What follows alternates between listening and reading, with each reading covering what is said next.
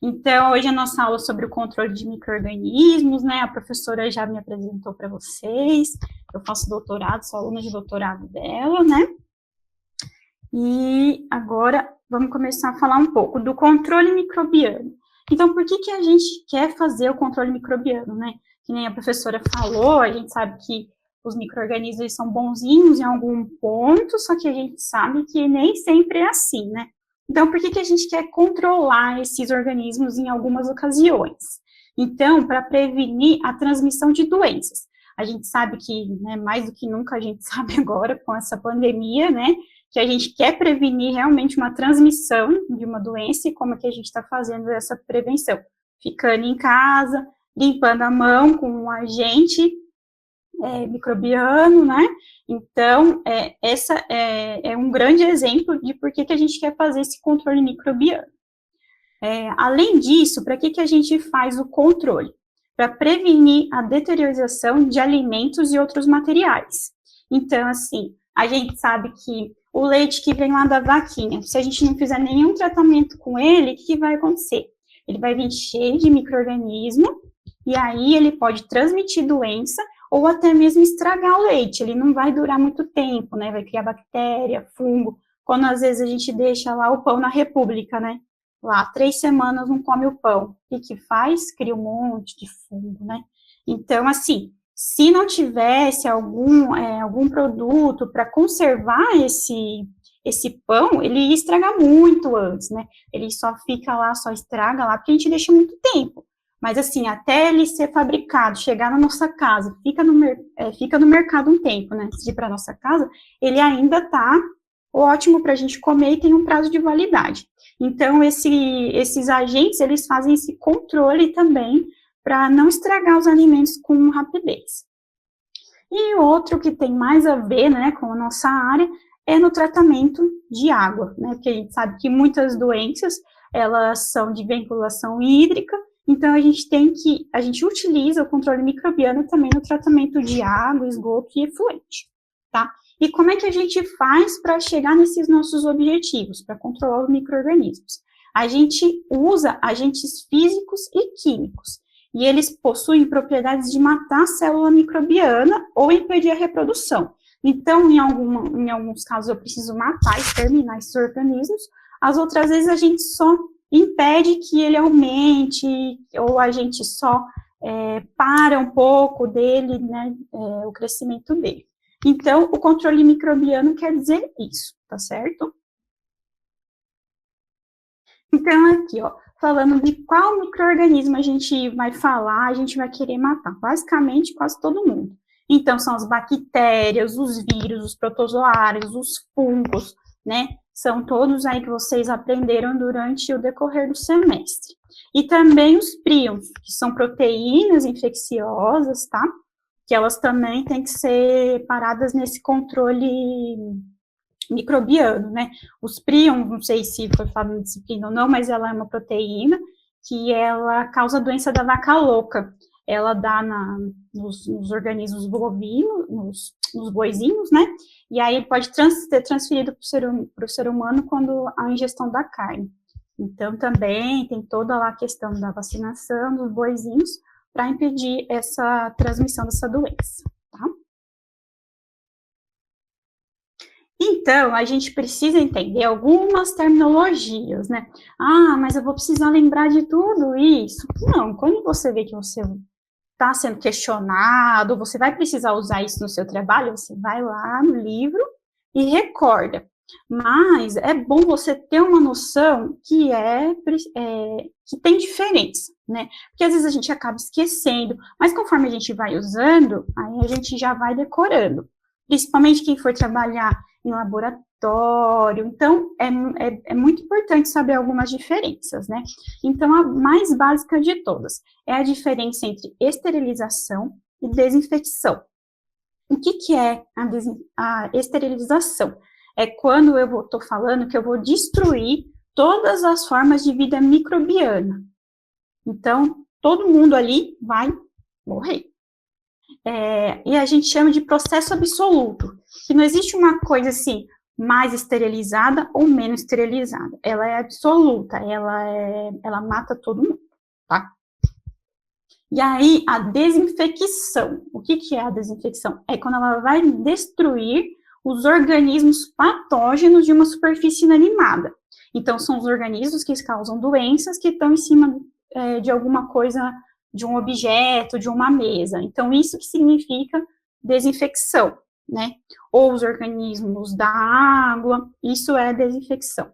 Aí, por outro lado, quando eu vou falar da destruição de patógenos, tipo na minha pele, em algum tecido vivo, eu chamo de antisepsia, que é esse segundo conceito. Então, nós já falamos de esterilização e desinfecção, tá?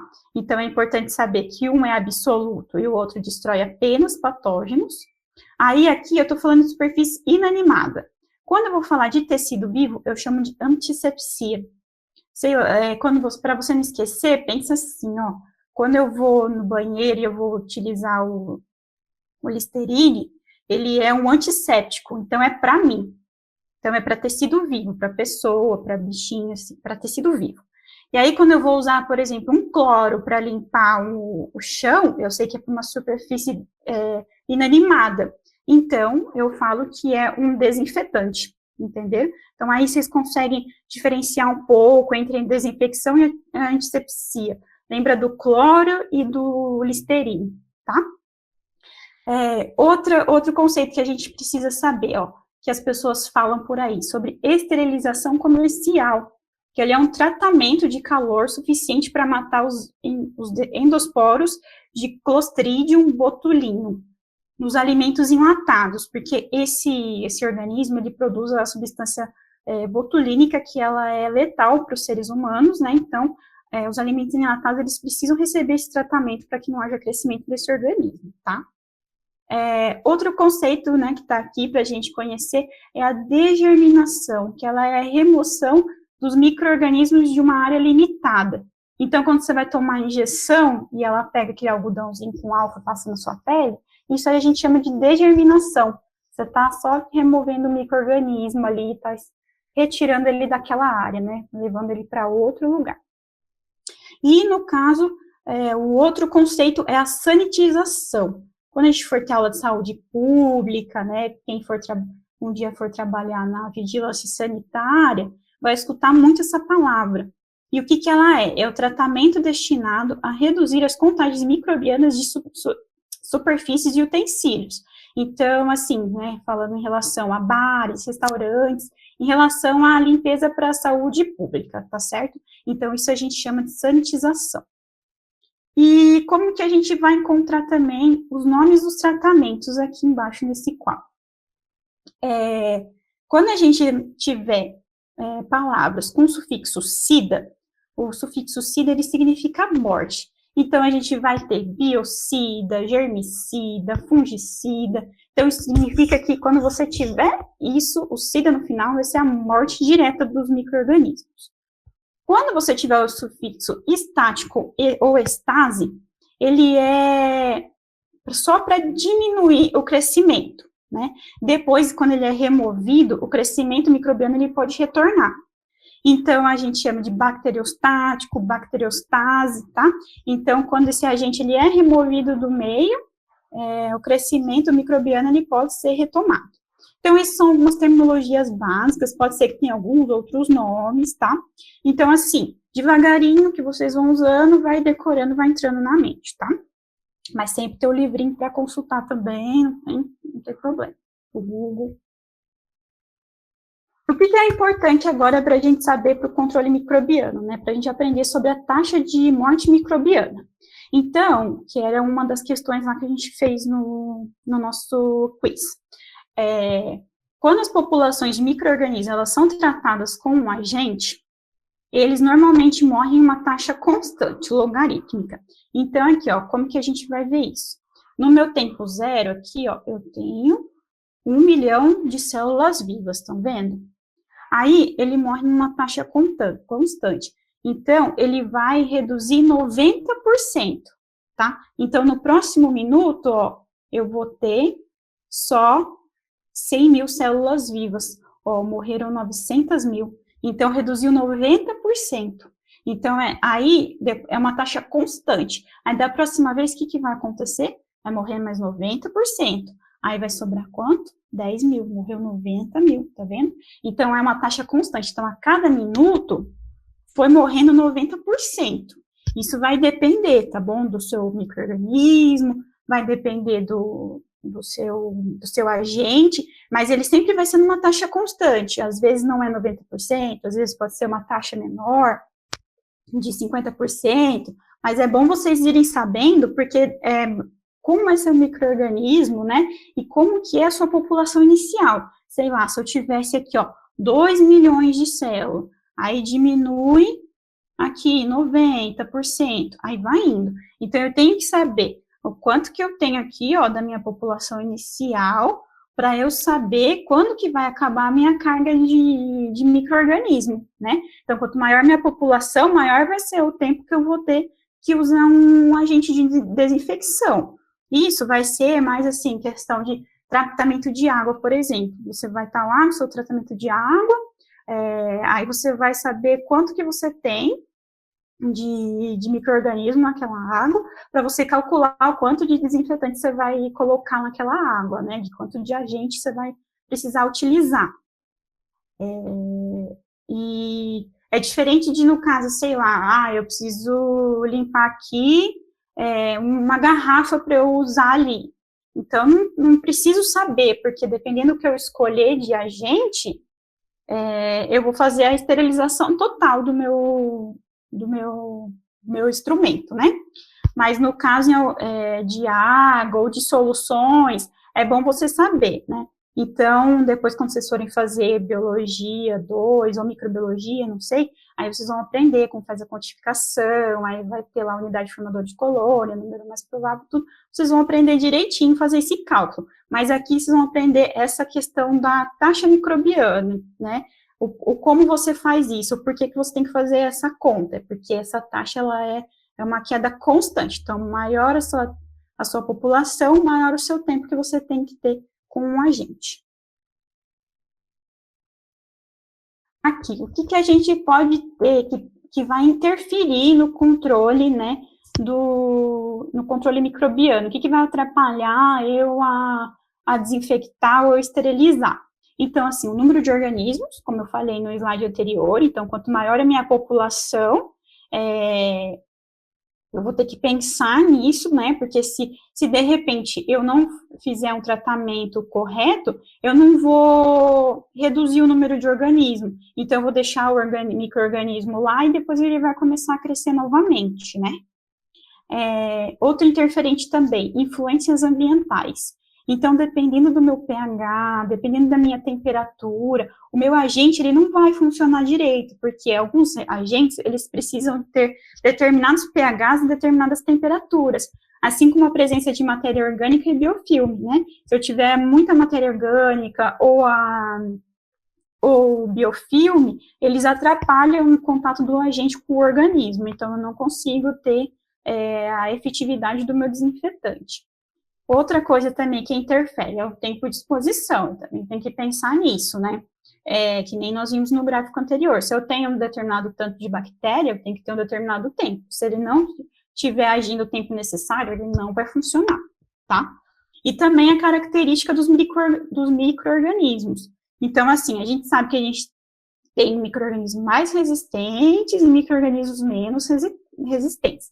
Então, lá, as bactérias, os endosporos de bactérias, eles estão lá em cima, como mais resistentes. Daí, cisto de protozoário, aí as bactérias gram-negativas, como vocês já aprenderam, assim, a diferença dela com as gram-positivas, ó, tá vendo? A gram-positiva, ela tá lá embaixo como menos resistente. Então, é por conta da característica dela, da membrana lipídica. Então, assim, você tem que conhecer a característica do seu micro-organismo, né, para você poder escolher o seu agente e que ele funcione, né. Então, aqui, né, como que esses agentes, eles vão funcionar? Como que ele vai fazer com o meu micro-organismo, né? Tanto os agentes físicos como os agentes químicos. Basicamente, né, tem as duas coisas que eles vão fazer. A primeira delas é alterar a permeabilidade na membrana. Então, quando você altera a permeabilidade da membrana desse micro-organismo, o que vai acontecer? Ela regula a passagem, né, de nutriente ali dentro da célula. Se você altera ela, se você causa algum dano nela, o que vai acontecer? Vai acontecer o vazamento do conteúdo celular, então você vai acabar com essa célula, certo? E também, a outra coisa que acontece é dano à proteína e aos ácidos nucleicos. Então, assim, pode ser que ocorra o rompimento de ligações na cadeia dos aminoácidos, e aí vai desnaturar as proteínas, né? Mais para frente eu coloquei uma imagem para vocês entenderem como que é esse desnaturamento das proteínas. E também pode causar lesão, dano aos ácidos nucleicos, né, que é o DNA e o RNA, e aí essa célula não pode mais se replicar e nem realizar as funções básicas metabólicas que ela precisa para estar ali, né, ativa. Então, é basicamente assim que os agentes físicos e químicos, eles reagem. Mas conforme eu for passando eles, eu vou falando para vocês mais ou menos o que eles fazem, tá bom? Então, aqui a gente vai começar falando pelos métodos físicos de controle microbiano. Então, assim, a gente tem essa lista toda aqui, tá, de métodos. Então, assim, ó, pelo método calor, eu tenho esses três aqui, esses três métodos, que é o calor úmido, a pasteurização e o calor seco. Temos a filtração, as baixas temperaturas, que também temos essas três opções aqui, de refrigeração, congelamento e liofilização, alta pressão, dessecação, pressão osmótica e as radiações ionizantes e não ionizantes, tá? Então, coloquei aqui um resuminho para vocês dos físicos. Agora a gente vai comentar cada um deles, tá? Então, aqui, falando do calor. A primeira opção que a gente tem de calor úmido, tá? Que tá como estava aqui. Opa, volta. Tá? Calor úmido. Então, vamos lá, falar do calor úmido.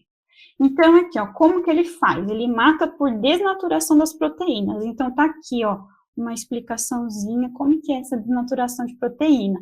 Então, ocorre a quebra das ligações não covalentes, né, como as ligações de hidrogênio, que mantém a proteína ativa na sua configuração tridimensional e torna a proteína desnaturada não funcional. Então, ela era assim, ó, bonitinha, e aqui ela tá desnaturada, então ela não tá funcionando mais. Então, é assim que vai acontecer, vai levar à morte, né, dessa célula. Então, dentro do calor úmido, a gente tem duas opções de tratamento. Ou a gente tem a fervura, tá certo? Ou a gente usa a autoclave. Então, a fervura, ela é para quando você precisa fazer uma coisa mais simples, né? Como, assim, as mães fazem em casa, ferve a mamadeira das crianças. Então, você está fazendo a remoção, né? Você está fazendo um controle microbiano, tirando alguns micro-organismos, mas nem todos, né? Ele é pouco efetivo, mas para uma coisa simples dessa é o suficiente. Então, a temperatura da fervura da água, a gente sabe que é 100 graus Celsius, né?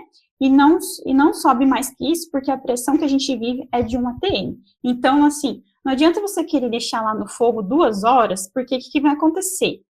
É 100 graus, gente, não vai mudar. Tá?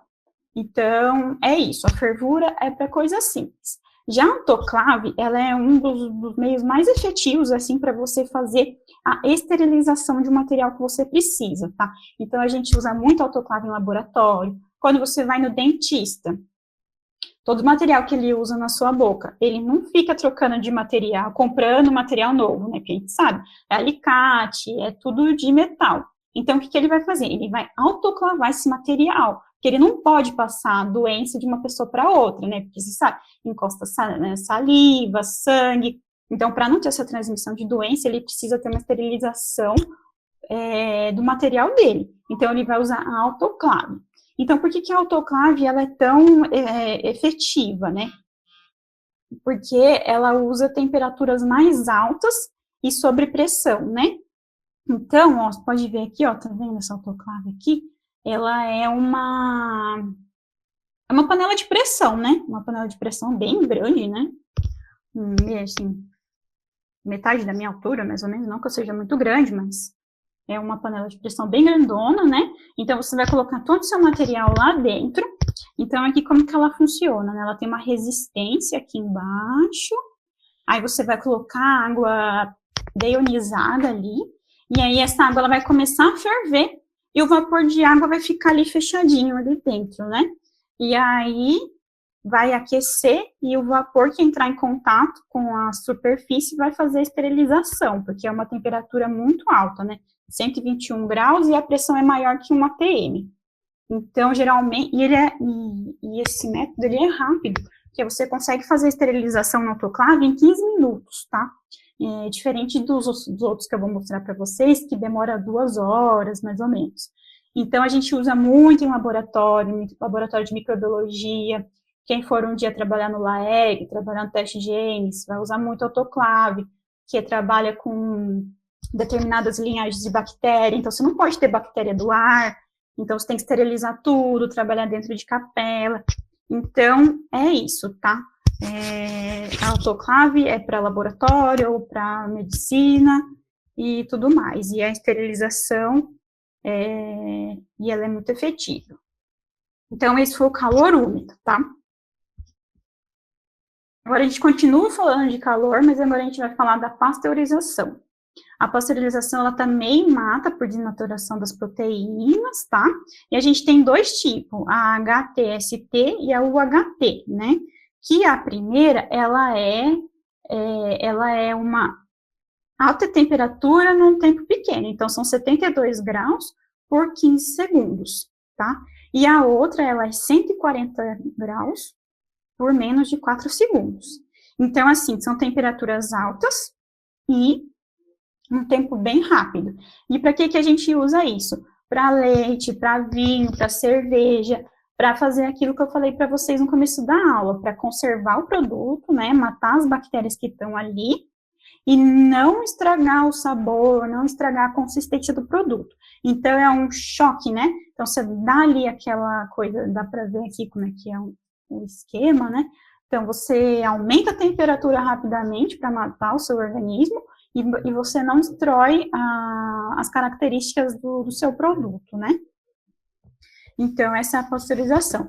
E aí, como que a gente sabe que essa temperatura, ela é boa? Porque a maioria das vezes, quando você está falando de alimento, você quer destruir mais as temperaturas, mais os micro-organismos patógenos. E os patógenos, eles vivem ali na temperatura até 50 graus, né? Mais que isso, são outros tipos de micro-organismo, mas que eles não são patógenos. Então, para alimento, até essa faixa de 50, 60 graus, o tratamento, ele é suficiente, tá?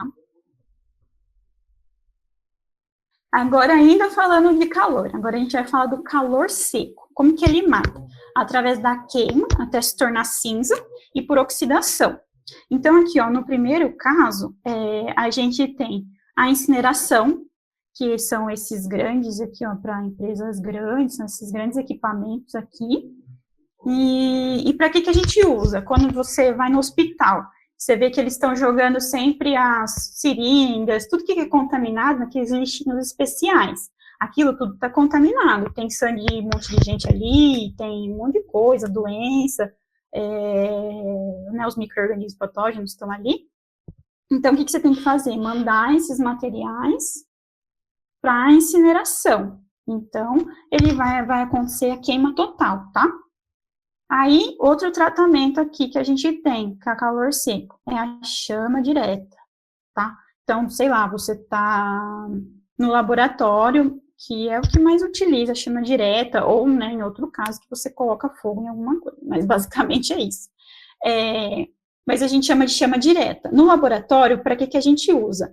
Para esterilizar a alça de inoculação e a alça de Drygalski. Eu quis colocar para vocês aqui em mais detalhes, colocar como que chama uma coisa, como que chama outra, porque como vocês não foram até o laboratório para a gente mostrar, ensinar vocês a fazerem, então já estou querendo que vocês se familiarizem com os nominhos. E daí semana que vem vocês vão ver o vídeo e aí já vão ter uma noção, tá? Então quem for trabalhar em um laboratório de microbiologia, alguma coisa do tipo, né, já sabe que não vai chegar lá, não tem como você chegar lá e não saber o que é isso, tá? Então, a alça de inoculação é esse negocinho que tá aqui, bem fininho, dá pra ver.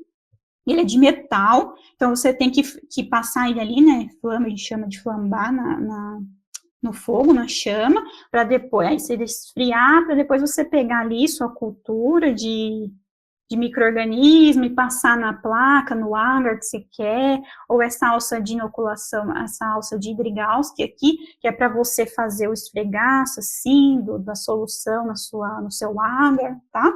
Então, você também, essa aqui ela é de vidro, você também põe ela aqui na chama para esterilizar, tá? E aqui também a esterilização com ar quente, que a gente também usa em laboratório. Sabe aquele forninho quando você vai na manicure? Então, é isso aí, esterilização com ar quente, é aqui que você mata por oxidação. Então, o que você tem que fazer para garantir que seu material está estéril? Você tem que deixar 180 graus por aproximadamente 2 horas. Então, se você for na manicure, ela não está deixando a 180, nem por 2 horas, não faz mais unha lá não, tá? Porque não tá limpinho. E é perigoso, a gente sabe que transmite, né? Micro-organismo tá ali, pode ter micro-organismo patógeno de outra pessoa.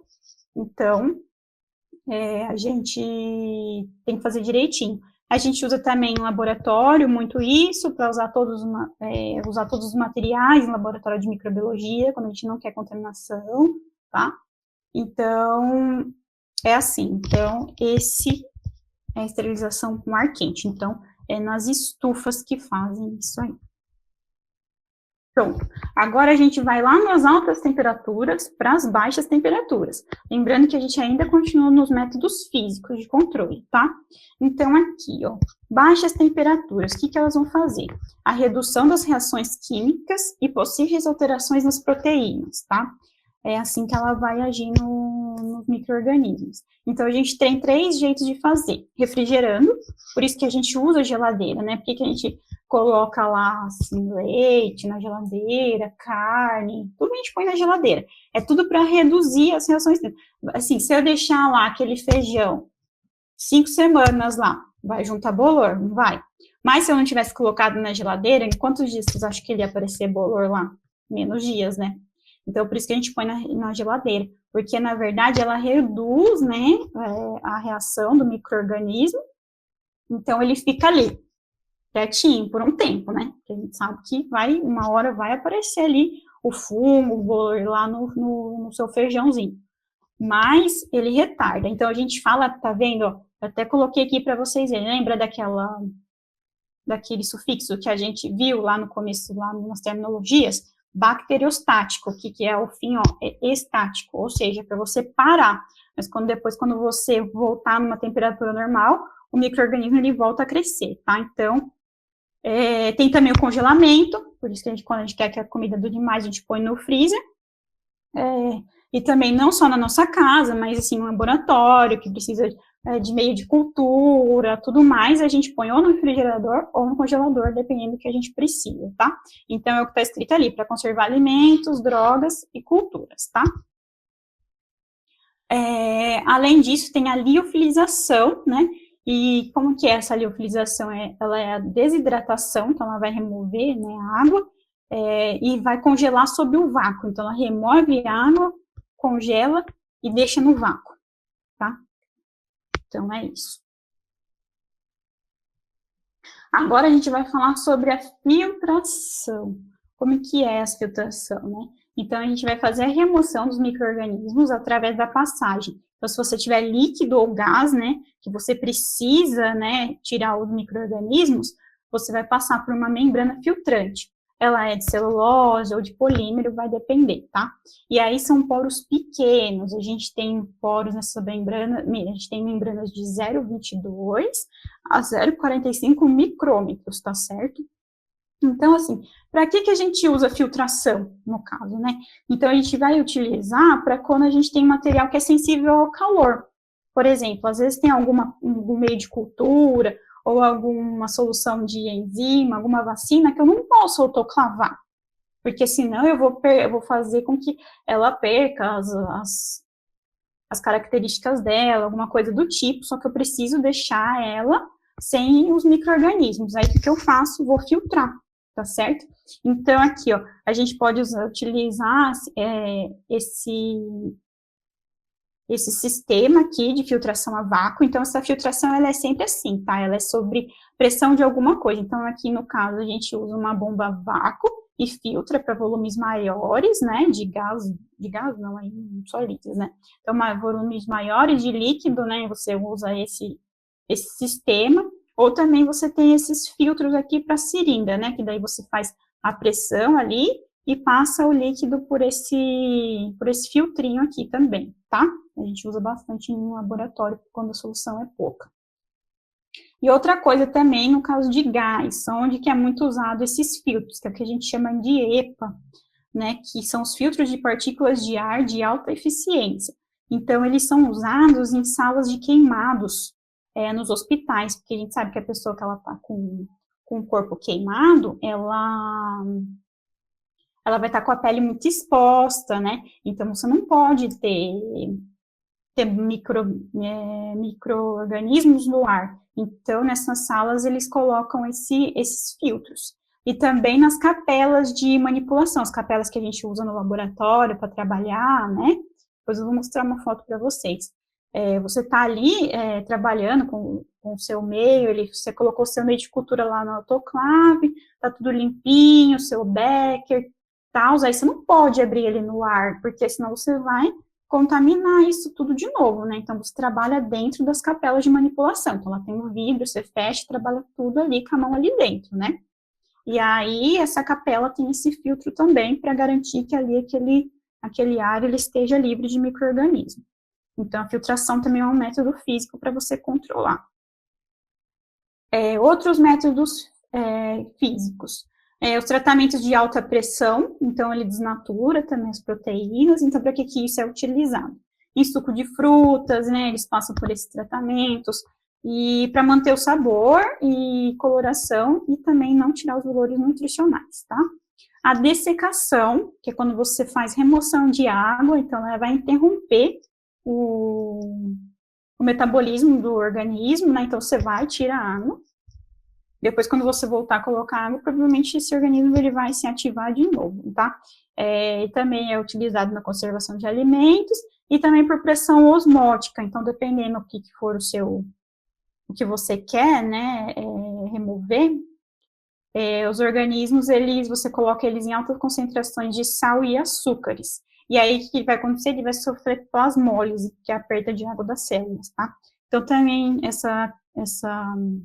esse método de pressão osmótica, ele também é utilizado na conservação de alimentos, tá? Aqui, mais um método físico, que é a radiação. Então, nós temos dois métodos de radiação, a ionizante e a não ionizante, tá?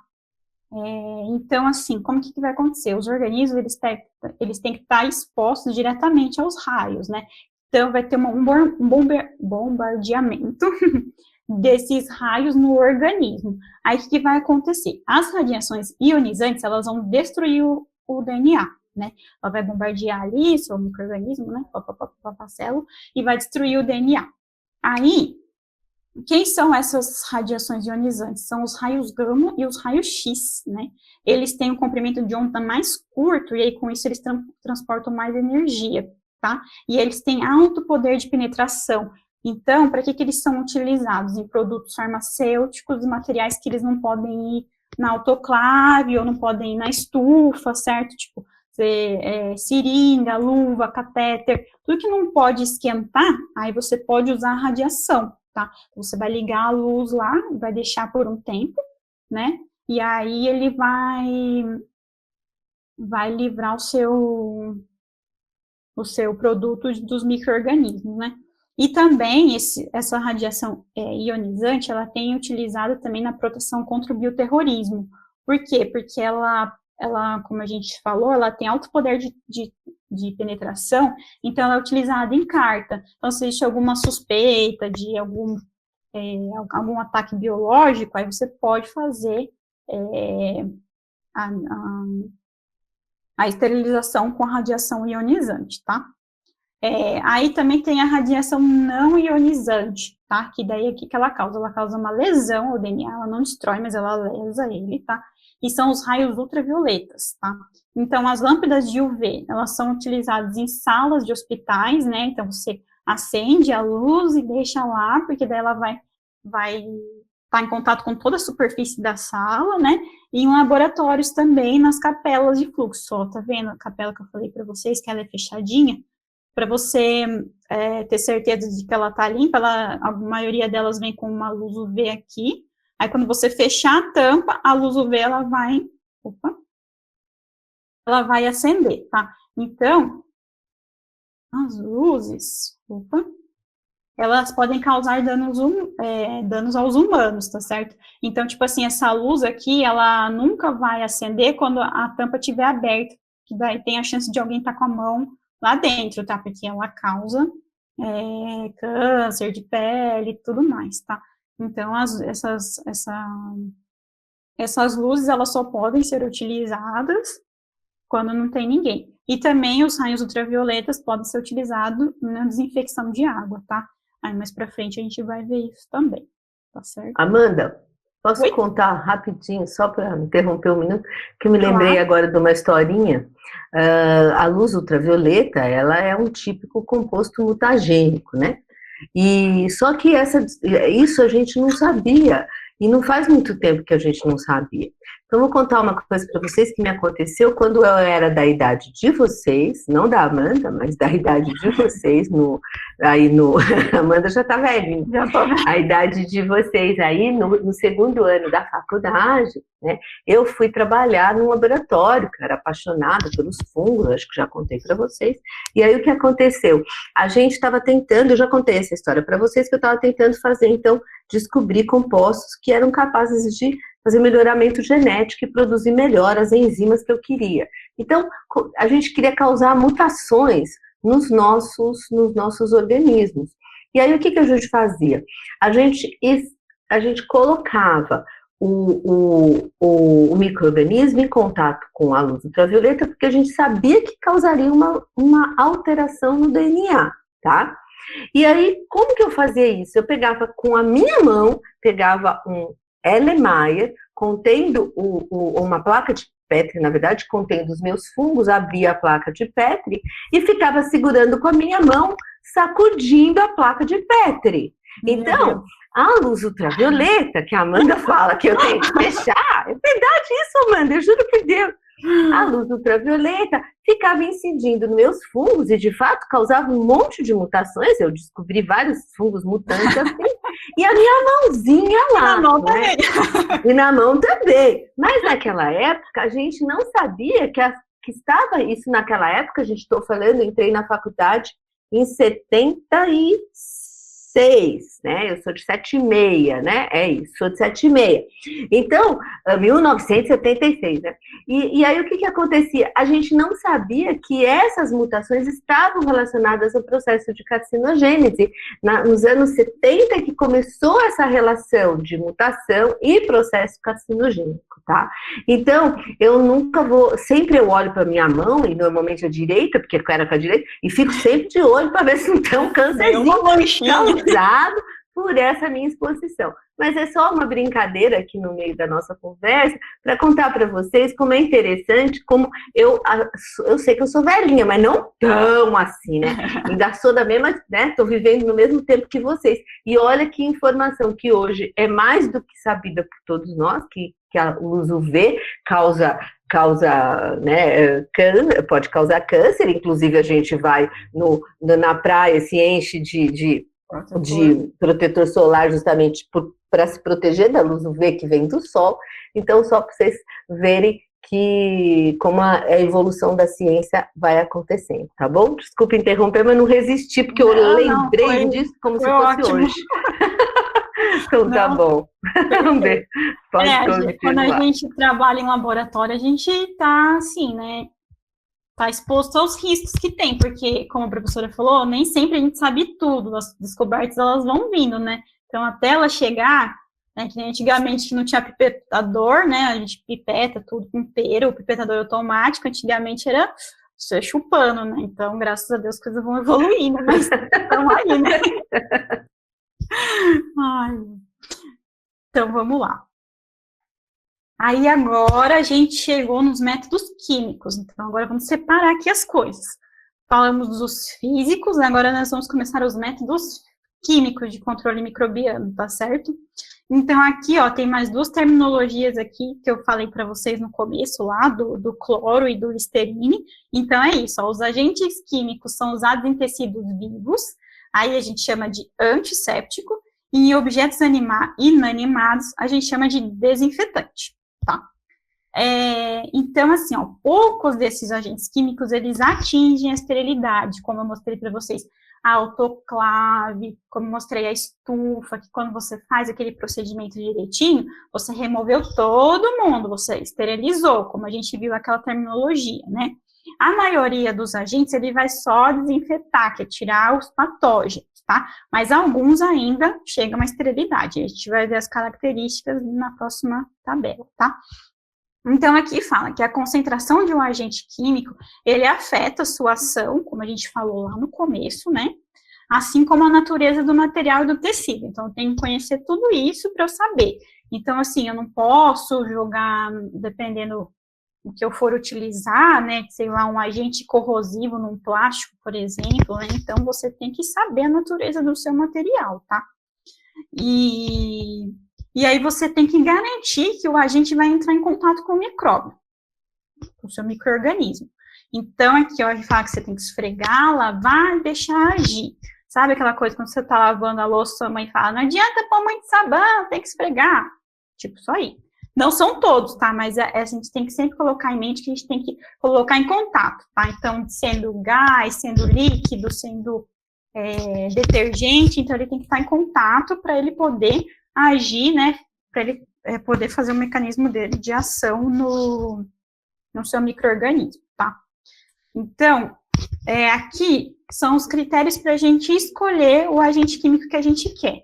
Então, a gente tem que pensar assim, ó, esse agente, ele é tóxico, sim, para mim, para quem vai usar esse agente? Ele é microbicida, ele vai matar o meu micro-organismo? Ele é microbiostático, ele só vai reduzir, né, vai parar só o crescimento microbiano? O custo, ele é caro? Será que eu vou precisar usar muito? Vai ficar muito caro? Será que eu tenho uma alternativa mais barata, tá? A forma de utilização, né, como eu falei para vocês, aonde você vai utilizar aquilo. Vou pegar uma coisa ali que de repente derrete, ou é para um vidro, como que eu vou fazer isso, tá? O tempo de reação, que é aquilo que eu falei para vocês, você tem que deixar o seu agente em contato com o seu micro-organismo, isso leva um tempo, tá? Então, isso vai depender da sua taxa inicial de micro-organismo, vai depender da efetividade do seu agente, tá? Então, esse é o tempo em relação ao tempo de reação, forma de preparo, como que vai ser isso? Será que esse agente já vem pronto? Será que ele é um gás, ele vem num cilindro? Eu tenho aqui uma rede para eu poder usar, como que eu vou fazer isso? Eu tenho que diluir, ele já vem pronto, tá? Então, também tem que pensar na forma de preparo, isso tudo, né, vai pensando conforme você precisa, né? E o grupo de organismos que ele vai atacar, né? Tipo, eu quero atacar o endosporo, então tem que ir lá ver qual que é um agente bom para matar os mais resistentes. Ou, é só um vírus aqui, não envelopado, tá lá embaixo, tá? Então, é tudo isso que você tem que pensar também. Então, esses são alguns critérios para você escolher o seu agente químico, tá certo? Então, aqui, ó, eu fiz uma lista de agente químico, tá? Que pode ser utilizado, tá? Então, vamos falar aqui dos compostos fenólicos, tá certo? Eles agem, assim, fazem a ruptura da membrana plasmática, tá certo? E eles podem ser usados em superfícies, nas superfícies ambientais, né? Superfície normal, aqui assim. Cutânea, superfície cutânea e mucosas. Aí tem os bifenóis. Onde que os bifenóis eles são utilizados, né? Em sabonete. Então, né, você quer ali, quando você lava a sua mão, né, você quer que tenha ali uma coisa a mais para garantir que você está realmente desinfetando a sua mão. Então, aí tem esses bifenóis no sabonete, no creme dental, nas loções, hidratantes também tem bifenol.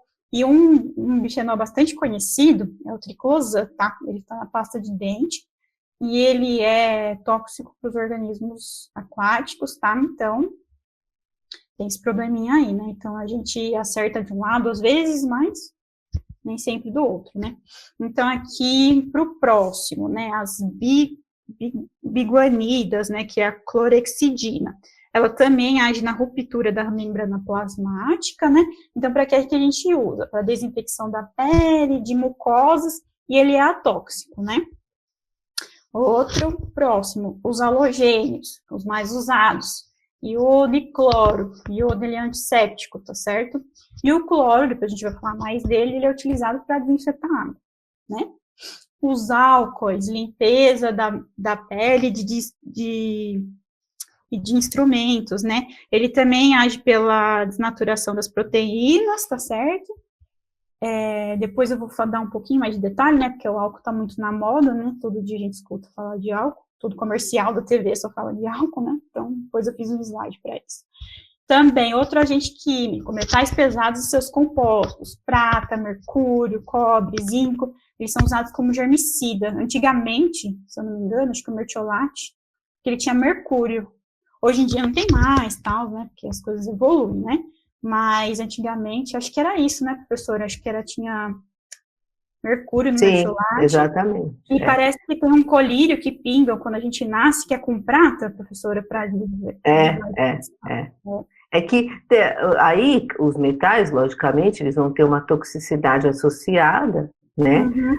Mas depende para o ser humano mais ou menos. Então, por exemplo, a prata, que é o segundo metal mais tóxico para os organismos aquáticos, tem uma toxicidade baixíssima para o ser humano, né? Tanto é que a gente usa, inclusive, filtros, né? Aqueles filtros de barro, tem aquele filtro dentro que normalmente tem prata, né? Que é um ótimo agente, um ótimo germicida. Vários tipos de nanomateriais hoje são desenvolvidos com prata por conta dela ser pouco tóxica para o ser humano, mas para a vida aquática, só o mais tóxico para a vida aquática é o mercúrio. Agora, o mercúrio, por outro lado, é altamente tóxico para o ser humano e para a vida aquática, então é algo assim que não faz mais sentido nenhum, né? Esse tipo de utilização, mas ainda parece que tem, né? Em coisas que não são muito frequentes, né? O cobre também, ele é muito pouco tóxico para o ser humano, né? E o zinco é um elemento que está naqueles nossos, né, naquele complemento para os velhinhos, né? É super importante ter alguns metais, em certas concentrações ele vai fazer ele é muito importante, faz parte das proteínas, porém, para os organismos aquáticos, então, ele tem uma toxicidade bem mais alta, né? O cobre é usado, por exemplo, como algicida. Só que aí, o problema desses metais é que eles ficam, né? Metal, você vai destruir ele como? Ele vai ficar para sempre, né? A prata vai virar o quê? Vai continuar prata pro resto da vida, não é? Então, esse é um grande problema, mas, claro, a Amanda está dando o olhar do que existe hoje de método de controle. E aí cabe a gente, dentro da área ambiental, levar todas essas considerações. Eu adorei o seu jeitinho de falar. A gente acerta a mão de um lado e erra a mão do outro. Exatamente. Né? É isso mesmo. O triclosan, por exemplo, que eu sempre brinco, é um emergente super importante, é muito tóxico para a vida aquática, tá em tudo quanto é efluente e nas águas, né? É um daqueles 12 poderes daquelas pastas de dente, mas a Amanda vai falar que talvez a gente não precise usá-lo para a maioria das suas aplicações, né? Mais para frente, até nas nossas aulas práticas a gente mostra isso, uma boa água e sabão pode fazer esse mesmo efeito. Mas tem casos e casos, tem pessoas que estão com problemas de imunidade, então existem situações muito específicas que talvez a gente tenha que lançar a mão. Então, acho que é muito importante toda essa lista para a gente saber aquilo que existe e daí fazer a decisão mais adequada. Né? Exatamente, por isso evitar de comprar aqueles sabonetes Protex, né, que fala que mata todo mundo. Aquilo lá, provavelmente aquilo lá tem muito mais triclosan que, sei lá, um Lux, por exemplo. Pode ver lá, o Protex protege o bebê, né? É um exagero, uma mínima necessidade de esterilizar. Acho que tem mãe que é capaz de querer pôr a mãozinha do bebê, ferver para ficar bem. Não há necessidade, a flora natural da pele. Precisam criar uma imunidade. Exatamente. Né? Então, é um pouco isso, né? Tem mães que são extremamente exageradas com relação a isso, é muito engraçado, né? Então, mas é porque falta o conhecimento básico para ela entender até que é muito importante que tenha uma biota na sua pele, uma microbiota intestinal que é fundamental para a sua saúde. Então, se a gente sair matando tudo, não é exatamente a ideia. E o que tem se falado muito também, né, é das bactérias super resistentes, né, porque a gente vem aí de um uso desenfreado de antibiótico, né, antigamente você não precisava nem de receita médica para comprar antibiótico, né, é que eu não estou falando aqui de antibiótico na nossa aula, porque não é mais da área de saúde, mas o antibiótico também é um agente, né, ele mata bactéria, entre outras coisas. E a gente tem essa questão das bactérias super resistentes, né? A gente está desinfetando tanto tudo, né? Ou tomando, assim, antibiótico à torto e direito, que a gente está criando as bactérias super resistentes. Então, elas vêm mais forte a tudo, né? Então, daqui a pouco, as bactérias vão ser, assim, os micro-organismos mais resistentes ao triclosan. Então, já não adianta mais se escovar o dente ali com o triclosan, que não vai fazer mais efeito. A gente não sabe, né? Eles vão mutando, se adaptando, e às vezes a gente acha que, né, tá arrasando na limpeza, e aí estamos criando um problema aí pro mundo, né? Mas é isso. E aí também agora com as pesquisas do coronavírus, eles desenvolveram, tá vendo no site da FAPESP, uma roupa com nanoprata, né? Então, para você fazer máscara, para você já, quando respirar, ele mata, acho que em 2 minutos, o vírus, né? Então, o vírus encostou no pano ali, em 2 minutos morreu. E é nanopartícula de prata. Então, assim, é bom por um lado, mas, assim, a gente vai ter muita nanopartícula de prata no ambiente e começar a precisar usar isso, né? Então, a gente tem que pesquisar e sempre estar ali pensando nos 2 lados, né? Então, é isso. Vamos passar para o próximo. Agentes de superfície. O que são os agentes de superfície? São os sabões e os detergentes, né? Eles fazem a remoção mecânica do micróbio, então, por isso que eu falei que às vezes você tem que botar o sabão ali e esfregar. É que nem quando a gente vai lavar a mão, sabe agora que todo mundo está ensinando a lavar a mão na televisão, que você esfrega aqui, esfrega em cima, esfrega embaixo, unha. Então, é porque você tem que fazer essa remoção mecânica, além de aplicar o sabão, né? E eles podem, né, inibir as enzimas, pode desnaturar as proteínas também do seu micro-organismo, e aí você passa o sabão, né, que ele tá ali agindo, e esfrega para tirar o seu micro-organismo, né? Então, até que na aula prática, quando a gente fazia assim, né, era até engraçado, a Adria, que é a nossa técnica, ela fala assim, vai lá, lava a mão. Aí você vai lá, lava a mão, acha que, né, sabe lavar a mão. Aí pega o cotonete, aí você passa na sua mão, e passa lá na placa que tem o agar, que é onde vai crescer, assim, é uma placa com agar que tem ali as condições necessárias para o micro-organismo crescer. Aí, beleza, aí você lavou a mão. Aí a Adria fala assim para vocês, agora eu vou ensinar vocês a lavarem a mão direito. Ela ensina como que a gente lava a mão. Aí a gente vai lá, lava do jeito que ela ensinou, pega o cotonete, esfrega na mão, passa em outra placa. Aí, gente, quando a gente vai fazer a leitura da placa, se vocês verem a diferença da mão lavada certa e da mão lavada de qualquer jeito, parece que quando a gente não lava a mão direito, você só espalha, entendeu? Aí, às vezes, a gente faz até uma antes com a mão suja, sem lavar. Às vezes, a mão que você só passou a água ali de qualquer jeito, cresce mais micro-organismo, do que você tivesse não lavado.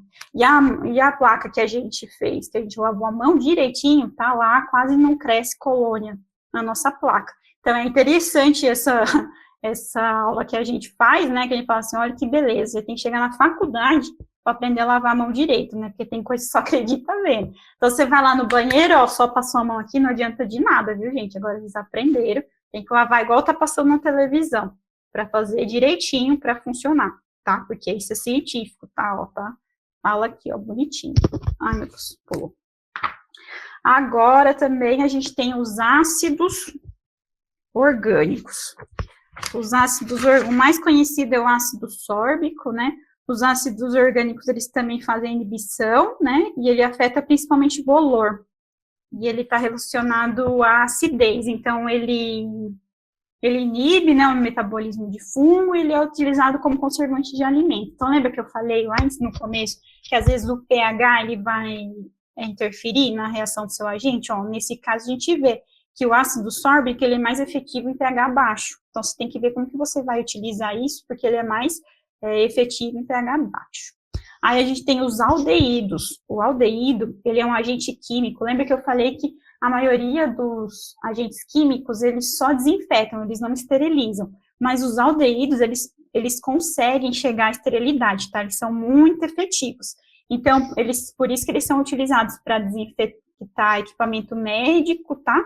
E essas coisas. Então, os mais utilizados são o formaldeído e o glutaraldeído. Aí a gente tem os esterilizantes gasosos, que é o óxido de etileno. Ele também é muito efetivo, ele pode chegar à esterilidade, tá bom? Então, ele é utilizado para desinfecção de objetos que podem ser danificados pelo calor, né? Então, assim, uma coisa que eu não posso nem colocar na autoclave nem na estufa, eu posso usar esse gás, o óxido de etileno, tá? E aí ele... é isso. Agora, dos agentes oxidantes, tá? Eles são utilizados em superfícies contaminadas, e o que a gente conhece bastante é o ozônio, que ele aqui no Brasil, ele é usado como suplementação, né, para cloração, e o peróxido de hidrogênio, que ele é utilizado como antisséptico, mas é que ele não é muito eficiente, tá? E aí, esses agentes oxidantes, eles matam por oxidação. Então, aqui foi uma lista que passei para vocês, né, dos agentes químicos, como que eles se utilizam, são utilizados em algumas características, tá? Aí, aqui, eu fiz só um slide para vocês saberem sobre o álcool, né? Então, os álcools que a gente mais utiliza é o etanol e o isopropanol, então, esse que a gente tem em casa é o etanol, tá? Então, ele mata por desnaturação das proteínas e dissolução do lipídio. Então, para ele fazer essa desnaturação da proteína, né, que é pelo controle ali, osmótico, né, para acontecer essa desnaturação, você precisa de água, tá? Então, por isso, até coloquei uns coronavírus ali, porque tá muito na moda, né? E aí fala assim, passa álcool 70, passa álcool 70. E, nossa, nunca foi tão falado no álcool 70 igual tá falando agora, né? E por que não 100%? Por que não 100%? Porque os 100% só tem etanol. E para ele matar bem, né? Matar bem morto, como diz o comercial do Hyde, né? Mata bem morto. Você precisa ter um pouco de água, né? Então, ó, vamos ver aqui, ó, até destaquei. Qual que é a porcentagem boa para você ter, ó, que ele fala aqui. Ai, calma. Perdi o meu pointer. Aqui, ó, tá vendo? Quando eu tenho o NC, é quando não houve crescimento bacteriano. Então, aqui eles testaram as concentrações de etanol, tá vendo? De 40% até 100% para Streptococcus pyogenes, tá? Esse micro-organismo aqui. Aí, ó, eles deixaram em tempo, ó, 10 segundos até 50 segundos. Aí, aqui, ó, as concentrações que não houve crescimento, ó, de 60 até 95. Aqui no 50 teve alguns que não cresceu, tá? Mas aqui cresceu. Ó, compensação no 100%, ó, houve crescimento. Então, quando você está usando o álcool 100%, então você não está adiantando, você não está desinfetando nada, tá? Então, por isso que a gente usa o álcool 70, ó, tá vendo? Só coloquei aqui para vocês saberem que tem fundo científico, alguém testou, não é inventado só por causa, né? Então, é isso. Só para mostrar para vocês que alguém um dia já fez esses testes, por isso que a gente usa álcool 70. Ou pode ser em gel ou em líquido. Então, ele é realmente efetivo, tá? E aqui, essa seria uma das aulas práticas que a gente faria, tá? Geralmente eu explico um pouco na aula, e aí a gente vai no laboratório e faz. Como a professora falou, a gente vai fazer tudo isso. Fiquem calmos, tá? A gente vai preparar tudo, eu e a Adria, vai dar tudo certo, vocês vão fazer isso. Então, o primeiro método para você avaliar um desinfetante, tá? Então, lembrando, isso aqui é para avaliar alguns daqueles que eu apresentei para vocês naquela tabela, tá bom? Ó, eu não mudei aqui, ó, método químico, então a gente está avaliando um desinfetante, tá? Então, o primeiro que a gente fala aqui são os testes de uso e diluição. Então, como que é esse teste? A gente pode usar alguns aqui, ó, são os anéis metálicos, tá vendo? Mas pode ser uma cápsula de vidro ou uma de porcelana, tanto faz. Aí, o que vai acontecer? Você vai mergulhar esses anéis numa cultura bacteriana. Aí você vai escolher qual é o micro-organismo que você quer testar, tá? Porque é isso, você tem que ver se o seu desinfetante ele é eficiente para o seu micro-organismo. Então, se você já identificou quem é ele, aí você vai pegar ele. Então, você vai botar esse anel aqui nessa cultura. Aí, o que você vai fazer? Vai pegar o seu desinfetante e colocar no tubo. Aí, você pode fazer o seguinte, você pode fazer diferentes desinfetantes ou diferentes concentrações do mesmo desinfetante, porque lembra que eu falei que você precisa saber quanto de desinfetante você vai usar? Que nem no caso do álcool. Ah, é 100% que é bom, é 70%, tem que diluir, não tem? Então, aqui, ó, você pode testar diferentes concentrações do seu desinfetante se você quiser, ou outros tipos de desinfetante, tá? Então, aqui eu tenho a solução com o meu desinfetante, aí eu vou jogar esse meu cilindro lá dentro do... Jogar não, né? Colocar com calma meu cilindro lá dentro no fundo desse tubo. Aí eu vou incubar nas condições, né? Eu coloco numa estufa bacteriológica. Aí lá a gente vai colocar na temperatura que aquela bactéria cresce. Então, geralmente são uns 37, ali até uns 40 graus. E aí a gente vai deixar um tempo ali. Agora, acho que, se eu não me engano, acho que é 24, 40 e poucas horas, não sei. Mas você vai deixar um tempo ali incubar. Aí, o que vai acontecer?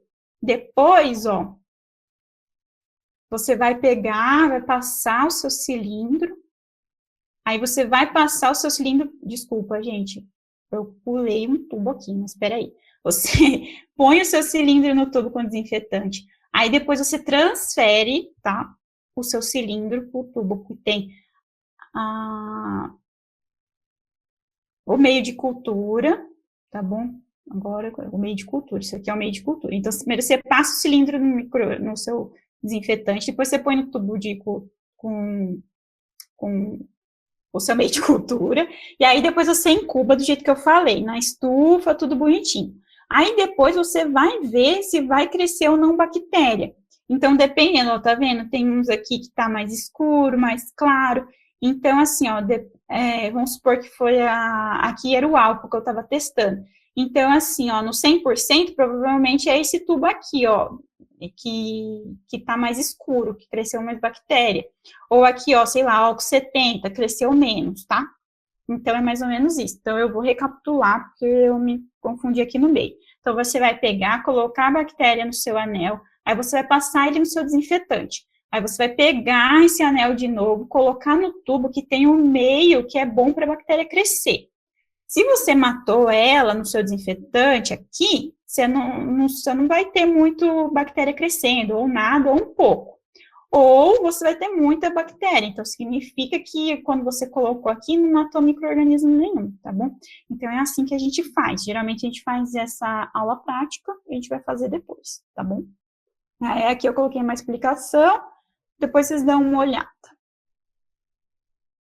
Aí agora, outro método, né, para a gente avaliar o desinfetante. Esse método de discodifusão, ele é mais utilizado para aula, né, para aula de aprendizagem e tal, não é utilizado muito em laboratório. Aquele lá dos tubos, né, que é esse aqui, o uso de diluição, ele é mais utilizado em laboratórios e tudo mais, tá? Então, como é que é esse método de discodifusão, que a gente também faz na aula prática? A gente vai pegar uma placa com água, tá certo? E aí, o que a gente vai fazer? Vai pegar papel filtro, né? Pode ser papel de café, alguma coisa assim. Aí, a gente vai cortar ele assim em disquinho. Aí, o que a gente vai fazer? A gente vai passar esse disquinho no desinfetante que você quer testar.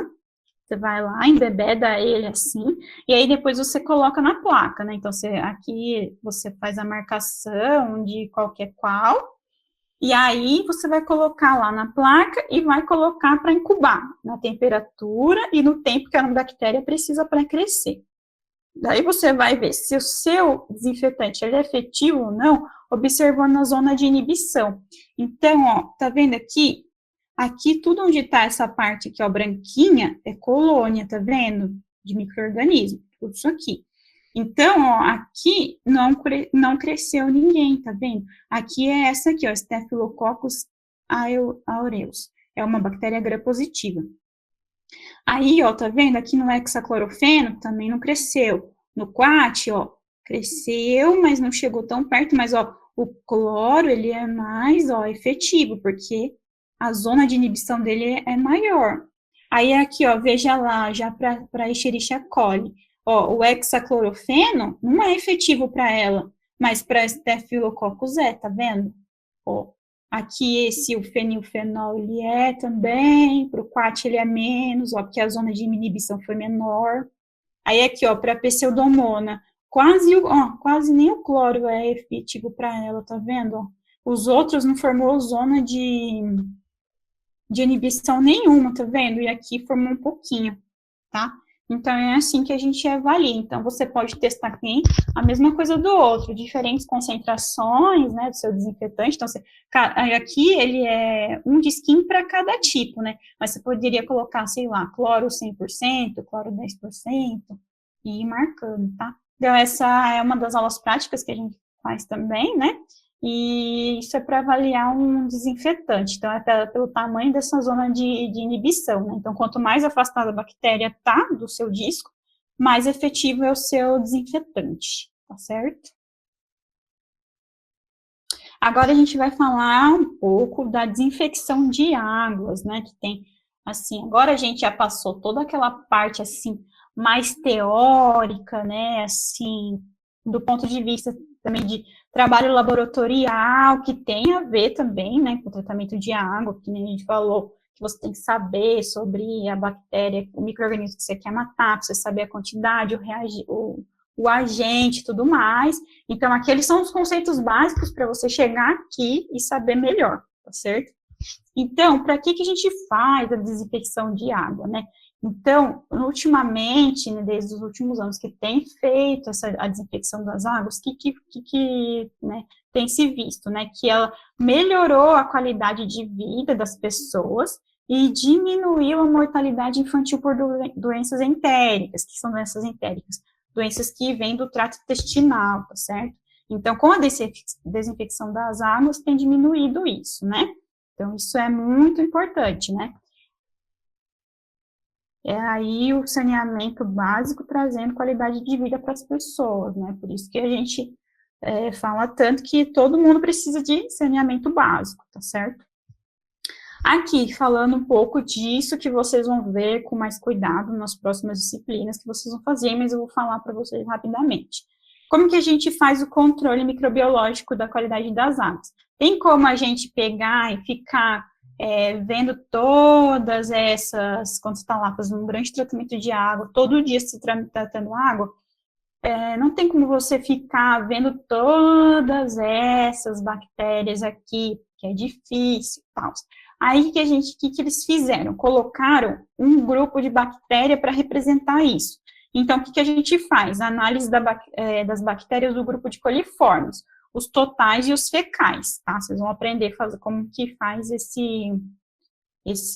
essa contagem dessas bactérias, tem toda uma metodologia e tal, tem uns kits rápidos, é super legal nas aulas que vocês vão fazer, se não me engano. Acho que é Biologia 2, alguma coisa assim, não sei como que é na engenharia. Tá? Então, aí a gente vê algumas doenças que esses organismos aqui podem trazer, né? Então, a Escherichia coli, gastroenterite, aí, ó, vibro, cólera, aí a gente tem, ó, os adenovírus, doenças respiratórias. Então, aqui a gente tem uma lista de micro-organismos que eles estão relacionados às doenças de vinculação hídrica. Então, por isso que a gente faz a desinfecção da água, né? Porque a gente não quer tomar água e tem esses micro-organismos que vão causar doença, tá? Então, quando você está fazendo tratamento de água, você vai fazer o teste, né? Aqui com suas bactérias do grupo coliforme, para saber se você pode liberar aquela água ou não para a população, né? Se o nível está ótimo, se você desinfectou corretamente sua água, tá certo? Então, é dessa maneira que a gente vai controlar os micro-organismos na nossa água para ou voltar para o corpo hídrico ou para você mandar para a população para beber, tá certo? Então, aqui eu coloquei alguns agentes químicos que têm sido utilizados ultimamente, né, para desinfecção, os tratamentos de água, de esgoto e de efluentes, né. Então, a gente tem o cloro líquido ou gasoso e alguns dos seus derivados, né. As cloroaminas também, que têm sido utilizadas, que é aí uma junção de cloro com amônia, tá. O dióxido de cloro, que é a forma gasosa do cloro. O ozônio é muito utilizado na Europa, aqui no Brasil nem tanto. O permanganato de potássio, tem se utilizado também a mistura de ozônio com peróxido de hidrogênio, o íon ferrato, o ácido peracético. Então, vocês veem que eles estão todos a maioria deles, né, estão lá naquela tabela que eu expliquei para vocês dos agentes químicos, tá? Então, é mais ou menos esses processos que estão sendo utilizados ultimamente. Esses são os químicos, tá? No tratamento aí de várias coisas. Aí aqui agora os agentes físicos, a radiação ultravioleta, né, que eu tinha falado no comentário com vocês, então aqui eu coloquei uma foto de como que é isso, então tá vendo, ó, são várias lâmpadas, então a água entra, passa tudo aqui pela lâmpada e sai desinfetada, tá? Então, assim, lógico, você tem que ver tempo de contato, quanto tempo vai ficar, né, dependendo da vazão, então tudo isso vocês vão aprendendo nas disciplinas de tratamento, de efluente, de esgoto, é tudo isso, devagarinho, tá? Aqui é só para vocês terem noção que é para matar os micro-organismos, tá? E também tem os processos oxidativos avançados, né, que tem sido utilizado aí, que também é um tratamento por fotoquímico, tá certo? E aí, aqui, como a gente estava falando, né, às vezes a gente acerta de um lado e causa problema do outro. Então, é disso que a gente vai falar agora, porque a gente está fazendo um curso que é justamente para isso, para a gente desenvolver tecnologias, para a gente trabalhar, para sempre mitigar as situações, né, para a gente ter um ambiente mais sustentável. Então, o que que acontece? A maioria desses agentes que a gente usa para desinfetar nos tratamentos de água, efluente ou esgoto, eles são oxidantes muito fortes, tá certo? Então, eles podem gerar o que a gente chama de subprodutos de desinfecção. E mesmo em concentrações pequenas, eles podem causar efeitos adversos tanto para a gente que consome a água, quanto para os organismos que vivem ali no corpo receptor, onde essa água ela vai ser devolvida depois, né? No caso de efluente e esgoto, depois que ela é jogada no rio de novo, né? Ela pode causar problema ao meio ambiente. Então, a gente tem aqui, ó, alguns desses subprodutos de desinfecção. Então, a gente tem os compostos orgânicos halogenados, como o trialometano, ácidos aloacéticos, halocetonas e outros, tá? E esses aqui, eles são resultantes do processo de cloração. Aí a gente tem outros compostos orgânicos também. Então, aldeído, lembra que eu falei lá na tabela para vocês, né? Os aldeídos, cetona, carbono orgânico, tá? Biodegradável, eles são associados ao processo de desinfecção por ozônio, ao cloro, e também aos processos oxidativos avançados, tá? Então, é a partir desses processos que formam esses compostos. E também tem alguns compostos inorgânicos, como os cloritos, cloratos, tá? Esses dois são associados ao dióxido de cloro, né, que é a forma gasosa do cloro, e quando esse dióxido de cloro ele é exposto à luz solar, aí tem a geração dos bromatos, que também são associados à ozonização, tá? Então, esses são alguns subprodutos de desinfecção, que eles são gerados dos processos dos agentes de desinfecção, tá? Amanda, deixa, antes de você ir para o próximo, volta só um pouquinho, só para eu lembrar uma coisinha aqui. O que é legal vocês saberem? Que quando a gente está falando da geração desses agentes de desinfecção, isso ocorre, por exemplo, uma água que tem ácidos úmicos e fúlvicos, que são compostos que estão presentes naturalmente nas águas, né? Naturais, eles não causam nenhum mal à saúde. Porém, esses compostos, quando reagem com os agentes que a gente está usando para desinfecção, como, por exemplo, o cloro, né, eles vão gerar, então, aí, esses compostos que que a Amanda está comentando, que são chamados de trialometanos, ácido halocéticos, halocetonas. etc. Então, vejam, isso não é uma poluição. A água não está poluída, a água bruta que vai ser tratada não está poluída. Ela pode ser assim, excelente, de excelente qualidade em termos de poluição. Porém, quando você coloca o cloro, os compostos naturalmente presentes, então, serão formados. Então, esse é uma coisa indesejada desse processo e a gente vai precisar, por isso a Amanda vai falar já no próximo slide, controlar isso. Porque senão você vai ter, ótimo, eu já fui em estação de tratamento de esgoto, que as pessoas, de águas, que as pessoas falam para mim, olha, aqui na norma está para eu pôr esse tanto de cloro, mas eu vou botar muito mais, vamos encher de cloro, porque eu quero garantir. Nem sempre uma boa política. Né? A gente precisa saber exatamente, ser preciso no que a gente está fazendo, para quê? Para a gente garantir que a água esteja livre dos micro-organismos patogênicos que a gente quer, né? Que são medidos através, então, dos indicadores que a Amanda brevemente falou e vocês vão ver durante todo o curso, né? Os coliformes, mas também minimizar a presença, então, desses compostos na água final para beber. Mas existe uma grande vantagem no uso desses compostos, tipo cloro, porque vocês poderiam falar, professor, então, por que a gente usa cloro? Por que a gente não pode usar só luz ultravioleta, por exemplo, né? Ou só ozonização? Não que esses outros processos não possam também reagir com substâncias químicas, causam a quebra das substâncias químicas e podem gerar produtos nocivos à saúde.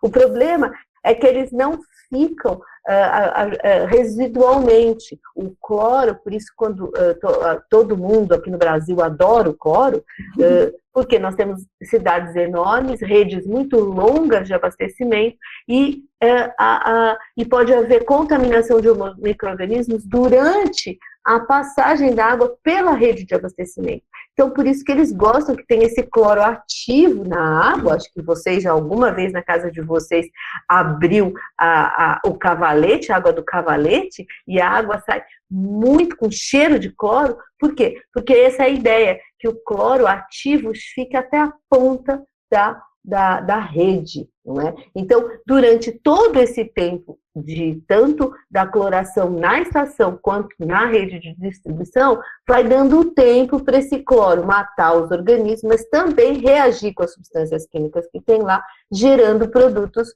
que são indesejados. E isso nós estamos falando de uma água limpa. Imagina uma água toda contaminada com diversas outras substâncias químicas, o cloro também vai reagir com elas, gerando subprodutos que a gente nem conhece ainda hoje, né?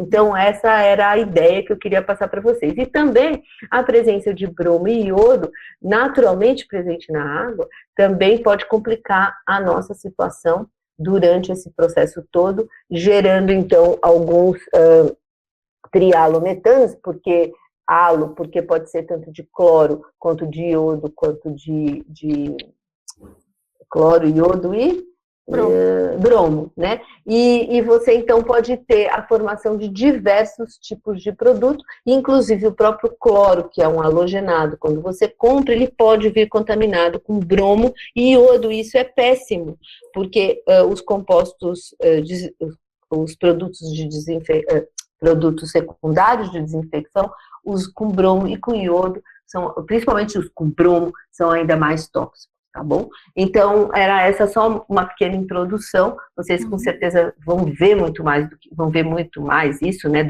durante todo o curso, mas a gente achou importante trazer já no primeiro ano para vocês já ficarem espertos, né? Então, agora a Amanda pode falar um pouco né, acho que é a regulamentação, e vocês vão entender o que a gente está falando. Isso, exatamente. Então, alguns desses que a gente, né, citou ali no outro slide, eles podem ser nocivos à saúde, né, e alguns deles, eles já foram, né, experimentados, testados, e eles são mutagênicos e carcinogênicos, alguns desses compostos, tá certo? E aí, alguns deles, eles já estão regulamentados nas leis de diversos países, inclusive aqui na Portaria de Potabilidade do Brasil, na Portaria 2914, tá certo? Então, em 2011, né, já tinha essa tabela aqui, mas, na verdade, essa tabela, ela já é a tabela que ainda, que vai ser atual, né? Porque, na verdade, ela está sendo incluída, está tendo uma revisão dessa portaria, e alguns compostos estão sendo incluídos, né? Então, o que já tinha? Os ácidos aloacéticos, o bromato, o clorito, o cloro residual, as cloraminas, o triclorofenal, triclorfenol e os trialometanos. Aí, agora, eles vão acrescentar, né? Os cloratos, as nitrosodimetilamina, esse nome aqui, todas essas que estão com a setinha rosa, tá vendo? E o diclorofenol, são os novos que estão sendo introduzidos, tá vendo? Tá escrito aqui, ó, tabela, padrão de contabilidade para subprodutos da desinfecção que representam risco à saúde, tá? E aqui também eles fizeram uma redução de 1 para 0,7, que eu estava acompanhando, que é 2011, para o clorito. Então, né, a gente vê aí que as coisas vêm evoluindo, né? A gente sabe que a situação não está fácil aqui no Brasil, mas isso aí é uma luz no fim do túnel, né? Então, a gente já teve aí a adição de novos compostos, a redução de um deles, tá? Então, isso é muito importante para a gente ter na nossa legislação e melhorar a qualidade da nossa água, né? Então, tá. Então, essa aqui, tá, é a tabela que tá na revisão, não é a de 2011. A 2011 não tem essas da flecha rosa, tá? Então, eu trouxe aqui para vocês já saberem o que tá rolando aí de novo e que isso é muito importante, tá? Porque eles são mutagênicos e carcinogênicos. Outra curiosidade aqui que eu trouxe para vocês é sobre a ocorrência de nitrosaminas, né, em água tratada aqui na região metropolitana de Campinas, né, nitrosamina, ela também é um subproduto, né, então ela já está sendo encontrada na água tratada, né, que é algo que a gente bebe, né, então a gente foi encontrada aí na faixa de nanograma por litro, né, então aqui tem a estrutura molecular delas para vocês darem uma olhada, que é essa ligação aqui de nitrogênio, a dupla com oxigênio, tá? E, professores, quer fazer algum comentário sobre isso? Eu deixei aqui a referência para vocês entrarem, tem no repositório da Unicamp, é uma dissertação de mestrado, tá? Quem quiser ler, Então, as nitrosaminas são exatamente uma dessas nitrosaminas, que é aquela que a Amanda colocou em rosa lá, que é difícil de falar, N-dimetil, blá, blá, blá, volta lá, Amanda. Isso. Então, essa N-nitrosodimetilamina é uma, volta agora, passo para o próximo, é uma das nitrosaminas que são formadas, mas elas são especialmente formadas quando, em vez de cloro gás, a gente utiliza cloramina. E, particularmente, a Sanasa optou pelo uso de cloramina. É interessante porque eles optaram pelo uso de cloramina porque gera menos THMs, que são os trialometanos, né? E aí, e outros subprodutos, só que ela gera mais nitrosaminas. E não tinha na nossa legislação nenhum tipo de regulamentação. E hoje, então, essa que a Amanda disse, é uma proposta de regulamentação que está em discussão, já passou por consulta pública, a gente não sabe quando vai sair, se vai ser como a gente falou, mas já acertadamente ela coloca uma das nitrosaminas, que é a mais importante, e muito legal, porque a Beatriz, lá que é colega, a Beatriz, que é do laboratório da professora Cassiana Montanher em Campinas, que a gente trabalha em conjunto também, ela fez já uma tese indicando os valores que ela encontrou, e foi muito bom a gente saber que, em relação aos valores que estão sendo ocorrendo em Campinas, estão dentro dos valores que serão legislados lá na frente. Então, por que eu acho muito legal apresentar isso para vocês? Para mostrar para vocês como a nossa pesquisa dentro da universidade, ela pode gerar subsídios para políticas públicas, né? E para que a gente possa fornecer informações para a regulação e ampliar cada vez mais a proteção e a qualidade da água, a proteção da saúde e a qualidade da água servida para a população. E vejam que esses compostos, eles são regulamentados, volta lá, Amanda, Eu acho que é 100 nanogramas. Dá uma olhada aqui, ó. Nitrosamina. Não, é uma, né? Deixa eu ver, isso aqui tá em miligrama. 1, 2, 3, Então, é 1, 2, 3, são 100 nanogramas, é isso 100 mesmo. nanogramas. 100 nanogramas, tá? Olha só, gente, 100 nanogramas corresponde a 100 ppts. É 100 partes por trilhão. E olha que bacana, a Beatriz observou que o máximo que ela encontrou da somatória das nitrosaminas foi 67 nanogramas. Então, estão abaixo do que é seguro para legislação, mas para a população. Mas o que eu quero colocar é que a gente vai precisar de ferramental numa estação de tratamento de altíssima qualidade analítica para conseguir chegar em valores tão baixos de detecção.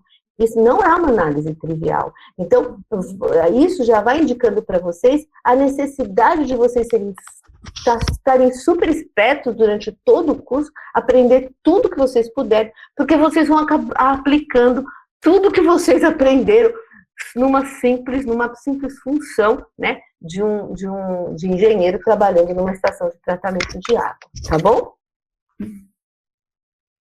Parece fácil, mas é complexo, né? Porque daí, olha, vocês vão misturar o que vocês aprenderam com a professora Elis semana passada, então vocês lembram de tudo aquilo, né? Quanto de coisa. Mais um pouco dessa aula aqui. Então, assim, é muita coisa, então tem que ficar atento, como a professora falou, né? Tudo é importante. Às vezes a gente está vendo uma coisa assim, a gente fala, para que será que eu vou usar isso? Eu posso garantir para vocês que no momento da vida de vocês vão usar isso, pode ter certeza. E aqui, ó, eu trouxe uma lembrança da aula da professora Elisângela, né? Então, esses agentes de desinfecção, em alguns casos, eles também são utilizados no tratamento de efluente, e aí a formação de subprodutos ele é ainda maior. Vocês lembram que a professora Elisângela até falou semana passada sobre essa quebra que acontece, né, que os organismos lá do lodo, eles vão quebrar o corante, e aí vai formar esses dois compostos aromáticos, essas aminas aromáticas, que elas são tóxicas para os humanos e para a vida aquática. E aí, quando isso aqui, ó, ele vai aparecer lá no fim do seu tratamento, certo? Depois que a bactéria veio e rompeu isso aqui. E aí, aqui ela já fala que ele é tóxico para o humano e a vida aquática. Quando você vai lá e você usa um agente de desinfecção, vamos supor aqui, ó, o cloro, e você vai clorar essa molécula, daí você vai formar um PBTA, que também é tóxico para a vida aquática, né? Para a saúde humana também, professor, os PBTAs? Sim, eles são mutagênicos. E o mais lindo do trabalho recente, posso falar da Josiana ou você ia falar? Eu ia falar, mas pode contar. Não, pode falar, depois eu conto o que a gente descobriu. Pode contar, continua. Tá, então, aí depois, se vocês quiserem dar uma lida, ó, esse artigo aqui é da professora Gisela, com o professor Fábio, tá? Ele fala, acho que foi um dos trabalhos pioneiros sobre o PBTA, né? E aí, agora a gente tem outro trabalho no nosso laboratório, né? Sobre esses PBTAs, que é com a Josiane, ela é técnica de pesquisa da Faculdade de Tecnologia, ela faz doutorado, né? Então, quem for fazer iniciação científica vai cruzar com ela, porque reserva de laboratório e equipamento, vocês vão falar com ela. E recentemente, né, professora, ela desenvolveu um PBTA, é isso? Ela clorou um corante que formaria PBTA, né? Isso, ela descobriu, ela sintetizou um novo composto, que é oriundo da redução de um corante, e depois ela clorou esse produto e gerou um composto respectivo, né? E o que foi muito interessante é que, na verdade, o composto clorado em si, a gente não encontrou nos rios, e o motivo é muito simples, lá onde a gente coletou não usa cloração de efluentes, por isso que a gente não encontrou, e eu fiquei feliz, né? Porque os PBTAs são carcinogênicos e conhecidamente mutagênicos, mas, por outro lado, ela encontrou o produto precursor desses corantes, e a gente mostrou que eles, além de serem tóxicos para a vida aquática, nas concentrações encontradas no Rio Piracicaba, que foi o trabalho, ofereceram risco à vida aquática, e eles são mutagênicos. E teve um trabalho agora, Amanda, que foi feito junto por uma menina que também chama Amanda, e ela mostrou que eles causam mutação, eles causam alteração em vivo em ratos. Então, o trabalho dela ficou extremamente completo, bastante, muito, muito legal mesmo, e ela vai descrever, o paper já está aí sendo modificado, está no forninho para sair, e ela vai descrever, então, um novo produto, 2 produtos novos, um da redução do corante e um outro subproduto que seria da desinfecção. Né? Então, imagina, vocês estão lá preocupadíssimos na sua estação de tratamento de efluente, ele recebe esgoto das indústrias têxteis que usam corantes, e aí você está lá feliz, achando que você está tratando super bem, e no fundo você está gerando novos produtos, né? Que ainda são piores do que o inicial, não é? Então vejam, e muito ainda tem que ser feito até para a gente descobrir isso. Então, hoje existe essa coisa, essa vontade gigantesca que todo mundo tem, inclusive os alunos quando chegam no saneamento, né, Amanda? Todo mundo quer, vamos desinfectar tudo, vamos deixar tudo esterilizado, vamos deixar um efluente limpinho. Não sei se é uma boa ideia, né? Porque esse efluente das indústrias e das estações de tratamento, que a gente já vem conversando há quanto tempo com vocês, não é? Vão ser jogados nos rios. E aí, nos rios, você tem que preservar a vida aquática dos rios, né? As algas, e que vocês vão aprender tudo comigo lá na toxicologia, lá na frente. Então, só para vocês verem os 2 lados da moeda. Então, gente, por isso que esse curso mostra a importância dos organismos, depois a gente mata os organismos, né, aqui nessa aula, e mostra como é que nós vamos achar esse equilíbrio, tá certo? Exatamente. E aí, aqui também, né, além de ser utilizado nos tratamentos de água, de efluente, a gente também faz a desinfecção nos esgotos domésticos, né? A gente também usa os agentes físicos ou químicos, né, principalmente o cloro, como a professora falou, né, seus derivados, ou as cloraminas, e também geram esses subprodutos de desinfecção. E aí agora a gente vai trazer para uma discussão, né, como é que a gente vai fazer para garantir a preservação da vida aquática, que a gente sabe que esses produtos eles são tóxicos para a vida aquática, né? Porque o esgoto doméstico, depois que a gente tratou, o que a gente vai fazer? Vai jogar de volta no rio, no corpo receptor. Lá tem toda a vida aquática. Se eu tenho esse subproduto, como que eu vou garantir que eu não vou exterminar essa vida aquática? Como que eu vou fazer para preservar isso, né? Só que como que eu vou fazer também para depois, quem for pegar água lá na frente, né, essa água, ela ser segura para quem vai consumir, né? Então, assim, como que a gente vai fazer, né? A gente tem que pensar, porque a gente tem que desinfetar o esgoto. Mas quando a gente diz que a gente quer beber água limpinha, sem organismo patogênico, mas, às vezes, o jeito que a gente faz, aí a gente vai lá e não protege a vida aquática. Então, agora a gente tem aqui que discutir como que a gente vai fazer, né? A professora falou para mim que vocês têm realizado umas pesquisas, então vocês devem saber melhor que eu sobre essa opção aqui que a gente pode pensar, né? Então, aqui a gente pode pensar se a membrana de ultrafiltração, ela seria uma boa opção, né? Então, como que seria isso, né? Aqui eu coloquei um exemplo aqui, né? Aqui, ó, remove vírus, então eu já vou garantir que não vai chegar com patógeno, né? E aí eu também não vou precisar usar o agente que vai depois gerar aqueles subprodutos que vai chegar lá no corpo receptor. Então, aqui, ó, falando da membrana aqui, ó, de ultrafiltração, ó, né? Então, aqui onde que ela tá, ó, ela é o F, ultrafiltração. Então, ó, o tamanho dela aqui, ó, remove vírus, bactérias, giardia, né, os patógenos aqui de água potável. Então, acho que vocês têm pesquisado sobre isso, né?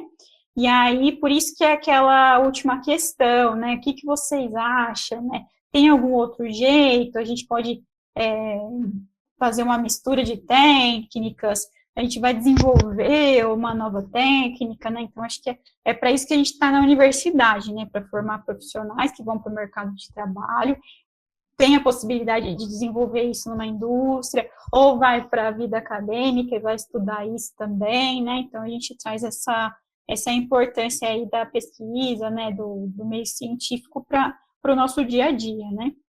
Então, eu trouxe essa opção. Eu acho que não sei se a professora quer comentar do projeto lá da FAPESP e da MEN. Sim, Amanda, eles já estão torcendo comigo. Todo mundo já sabe do Brazilian Water Research Center. Eles já estão aqui, todo mundo torcendo para mim. Não saiu o resultado ainda, mas vai sair positivo, né? Onde a gente pretende lançar a mão e desenvolver tudo isso. Agora, na questão tão importante do marco do saneamento, né? Que a gente está aí num momento de turbilhão na questão do saneamento. Eu fico super feliz e emocionada que esteja sendo tratado. Não sei se é o melhor jeito, pior jeito, gente, mas estão falando sobre, já é algo fantástico. Então, eu estou muito, muito feliz que o saneamento entrou na pauta da discussão, né? No momento do coronavírus ficou mais bacana ainda esse fato, tá todo mundo, né? Ficou assim em pauta, né? E então, gente, eu queria dizer para vocês que é isso, a gente pretende desenvolver muitas coisas relacionadas a isso, pessoal trabalhando descobrindo novos produtos de desinfecção, fazendo testes, a gente tem essa colaboração super forte do nosso laboratório com os laboratórios de Campinas, né? Então, eu acho que é boa notícia aí para vocês. Se esse marco do saneamento levar ao que a gente está imaginando, que é realmente a instalação de muito mais empresas, pensem, meninos, vocês vão conseguir tudo, um monte de emprego. Vocês estão na hora certa, no momento certo, sabia? E outra coisa, eu quero muito que vocês se animem nesse aspecto, né? Eu sei que ultimamente eu ando meio desabafando aí na internet, não sei se algum de vocês já viu o meu vídeo, eu ando um pouco brava com tudo que está acontecendo nesse mundo aqui, mas, de qualquer maneira, eu acho que essa discussão do marco do saneamento retoma, então, na pauta a importância de profissionais bem treinados, porque eles querem que essas empresas, terceirizadas ou não, gerarão empregos para vocês, né? E também quero dizer que tenho uma experiência pessoal, a Amanda pode até concordar, acho que todos os nossos ex-alunos, né, Amanda, pelo menos que passaram pelo pelo LAEG que a gente conhece, estão todos empregados, estão muito bem empregados, né? Alguns ganhando mais, outros ganhando menos, mas dificilmente nós temos alunos que hoje são professores da universidade, temos alunos que coordenam laboratórios, tem uma aluna agora que foi contratada por uma grande empresa de agrotóxicos, ou seja, os empregos existem, né? Mas é muito importante que vocês se empenhem muito, né? Que vocês levem esse curso a sério, guardem todas essas informações, porque tudo isso que vocês estão aprendendo aqui agora, quando vocês se formarem, vai pagar caro pela consultoria, né, Amanda? Sim, ninguém, não tem mais como conseguir perguntar para o professor quando vocês estiverem lá na frente, trabalhando, etc. Então, eu espero, com isso, estimular vocês da importância que é vocês aprenderem o máximo e da esperança que eu tenho de que vocês vão, sim, ter oportunidade de trabalhos para vocês daqui quando vocês se formarem, tá bom?